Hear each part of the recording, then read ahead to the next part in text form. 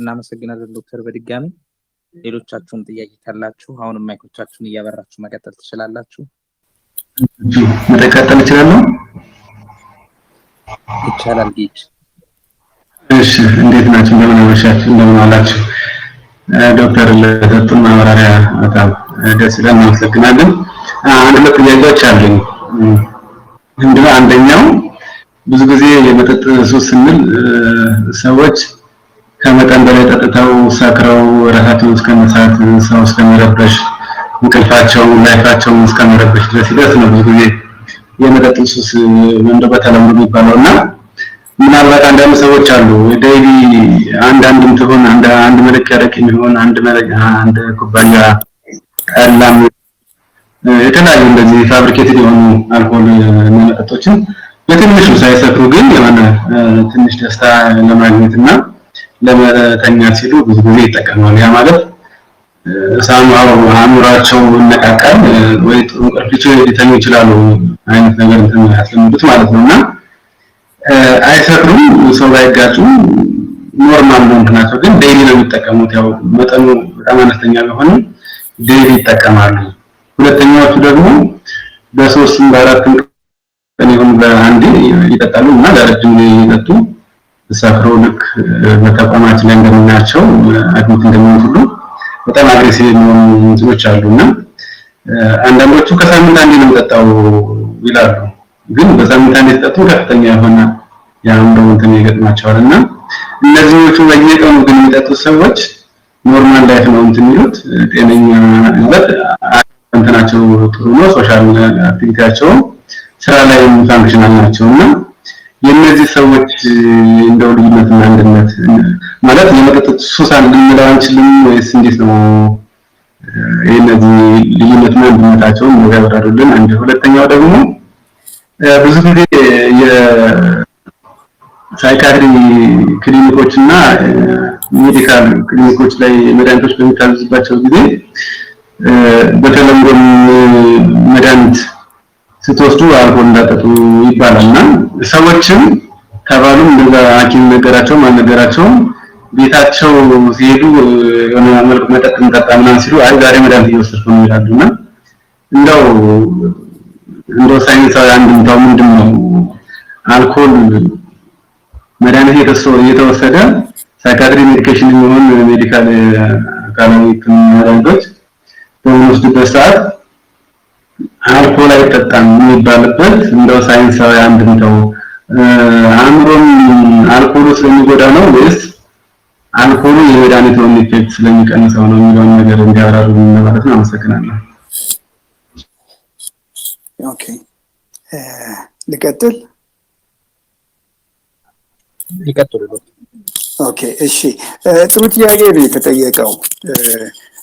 በነገራችን ላይ አንድ እንትን አለ አሁን እንደ ጋይድላይን ጤናማ እንኳን አጠጣጥ አይደለም ሎው ሪስክ ብለው የሚያዙት ሪኮመንዴሽን አለ። ለሴት አንድ ድሪንክ ወይም ደግሞ አንድ ቢራ ያህል እና ደግሞ ምናልባትም ደግሞ ወደ 150 ሚሊ ሊትር ወይን አሊያም ደግሞ ወደ 45 ሚሊ ሊትር የሚሆን ደረቅ ማለት የአልኮል ይዘታቸው ከፍ ያሉ ይጠጡ ችግር የለም። ለወንዱ ግን 2 ድሪንክ የሚባለውን ይናገራሉ። ግን ፈረንጅ ብልጥ ነው፣ ሎ ሪስክ ነው ያለው። ሎ ሪስክ ባይሉ ኖሮ በህግም ተጠያቂ ያደርጋል። ለምን?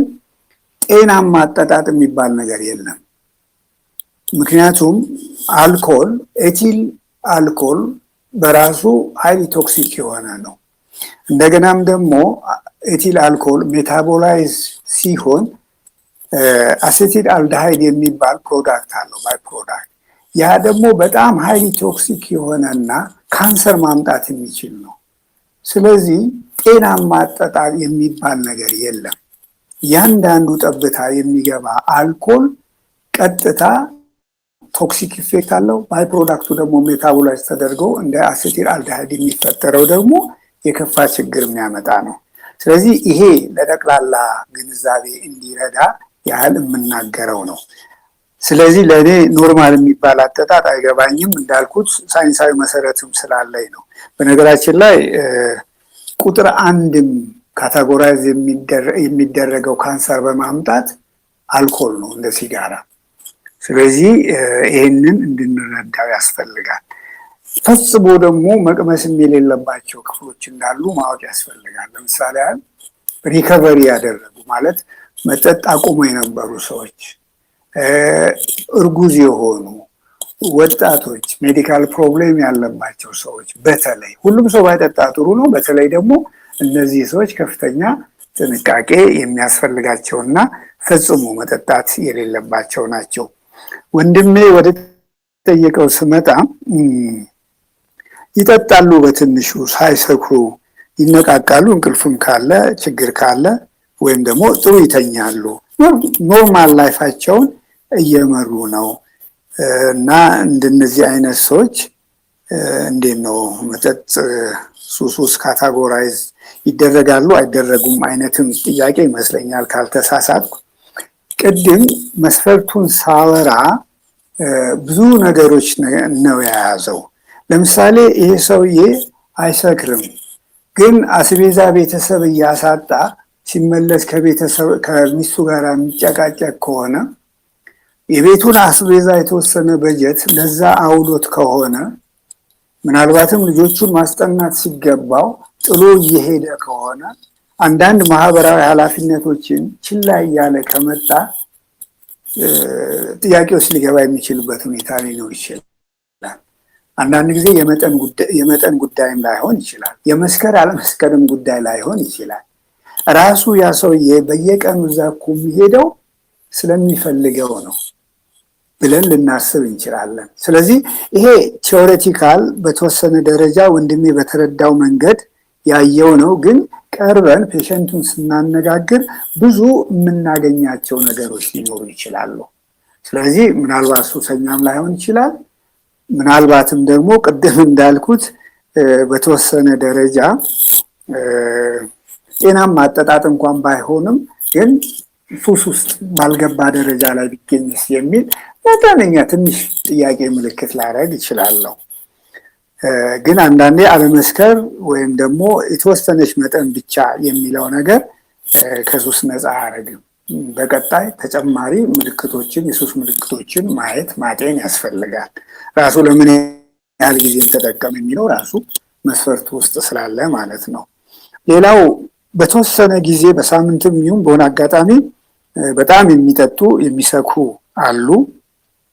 እነሱስ እንዴት ናቸው ነው? በነገራችን ላይ እንደነዚህ አይነቶች ምናልባት ቢንጅ ድሪንኪንግ የሚባል አለ ድሪንከርስ እና ዲያግኖስቲክ ክሪቴሪያ ውስጥ የለም። ግን እንደነዚህ አይነት ሰዎች ይሄ በሆነ ጊዜ ልብን እያሉ እየሰከሩ የሚገኙ ሰዎች በቀጣይ የመጠጥ ሱሰኛ የመሆን እድላቸው በጣም ሰፊ ነው። በነገራችን ላይ እንዲህ አይነት አጠጣጥና ሁኔታም አደገኛ ነው። ለምን ቢባል አንዳንዶች ቅድም ስለ ብላክአውት ያወራሁት ነገር አለ። በጣም ሲሰክሩ የሚያደርጉትን ላያስታውሱ ይችላሉ። በዚህ ሂደት ውስጥ እነሱንም ሌሎችንም የሚጎዳ ነገር ሊያደርጉ ይችላሉ።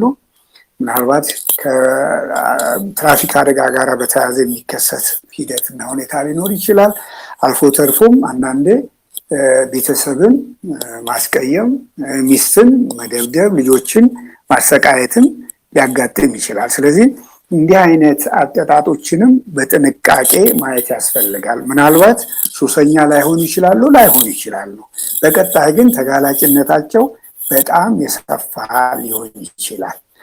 እንዲህ አይነት ሰዎችንም ቢሆን እንዳልኩት በሕክምና ቀረብ ብለው አንዳንድ ጥያቄዎችን ለመጠየቅ ከቻልን ምናልባትም ድብቅ የሆነ ግን ጎልቶ የሚወጣ ወቅት ሊሆን ይችላል። ለምሳሌ ለስለስ ባለ ይጠጣል፣ የሆነ ሰዓት ላይ ግን ድብን ብሎ ይሰክራል። ስለዚህ ምናልባትም የመጠጥ ሱስም ችግር ያለበት ሊሆን የሚችልበት እድል ይኖረዋል። ግን አንዳንዶች በዛ ውስጥ ሳይካተቱ ሆኖም ግን ራሳቸውንም ማህበረሰብንም የሚጎዳ ነገር ውስጥ ሊገኙ ይችላሉ። አልፎም ተርፎ ለወደፊቱ ካንዲዴት ሊሆኑ ይችላሉ ወደ መጠጥ ሱስ ለመግባት። ሌላው ከመድኃኒት ጋር በተያያዘ ነው። እንግዲህ አልኮል ከብዙ መድኃኒቶች ጋር ድረግ ኢንተራክሽን ሊኖረው ይችላል። አንዳንድ ጊዜ ህይወትንም አደጋ ላይ የሚጥል ክስተት ውስጥ እንዲገባ ህመምተኛውን ሊያደርገው ይችላል። ለምሳሌ አልኮልና ቤንዞዲያዜፒን አብሮ መወሰድ ቢቻል ወይም ደግሞ ቢያጋጥም ያ ህይወትን አደጋ ላይ ሊጥል ይችላል። ለምን? ሁለቱም ዲፕሪሳንት ናቸው። ማለት የአእምሮ የማዕከላዊ የነርቨስ ሲስተምን አክቲቪቲውን ዝቅ የሚያደርጉ ናቸው። ሁለቱም ደግሞ መድኃኒቶች መጠጥና ማለት ቤንዞዲያዜፒን ይሄ መተንፈሻ አካልን የሚቆጣጠረውን የአንጎል ክፍል ከስራ ውጭ ማድረግ ወይም የመጫን አቅም አላቸው። ስለዚህ አንዳንድ ጊዜ ሁለቱ አንድ ላይ በሚሆኑበት ጊዜ ሰውየው የመተንፈስ ችግር ውስጥ ሊገባ ይችላል፣ ኮማ ውስጥ ሊገባ ይችላል። እንደውም ሬስፒራቶሪ አሬስት የምንለው መተንፈስ በማይችልበት ሁኔታ ውስጥ ተገኝቶ ሊሞት የሚችልበትም ሁኔታ አለ። ብዙዎቹ ደግሞ የኛ መድኃኒቶች ከማዕከላዊ ነርቭ ጋራ የተያያዙ ስለሆኑ የከፋ ችግርም ሊያጋጥም ስለሚችል ለዚህ ነው አልኮል ከኛ መድኃኒቶች ጋራ አብሮ አይሄድም የምንለው። ለምን?